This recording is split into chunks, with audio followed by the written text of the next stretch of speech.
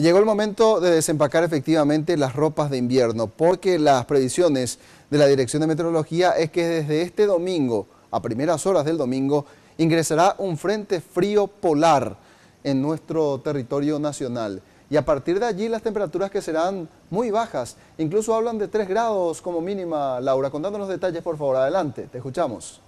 Sí, y para quienes disfrutan de estos días soleados, ventosos y de cielo despejado, tenemos que recomendarles que disfruten hoy y el sábado, porque el domingo ya se prevé el descenso de temperatura. Incluso se habla de unas mínimas que van a oscilar los 2 y 3 grados. ¿Cuál va a ser el día más frío y cómo se va a comportar el clima durante la semana? Esto es lo que nos decían desde la Dirección de Meteorología.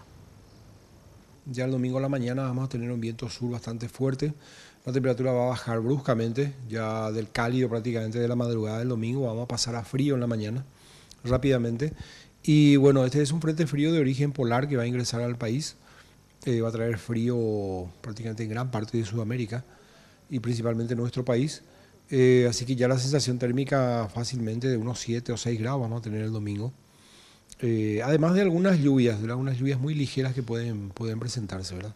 Eso va a pasar rápidamente, otra vez el lunes ya mejora todo, pero el frío se queda, ¿verdad? El frío se queda y estamos esperando bastante bajas las temperaturas, ¿verdad? El amanecer del martes alrededor de 3 grados, el del miércoles también. Y este descenso de temperatura va a ser sostenido durante toda la semana, incluso se prevé escarchas o heladas en algunos puntos del interior del país, así como también aquí en Central. Laura, muchas gracias, completo reporte. Y bueno, ya saben, a sacar los abrigos y principalmente a cuidar a los chiquitos, ya que esta es una temporada de enfermedades respiratorias.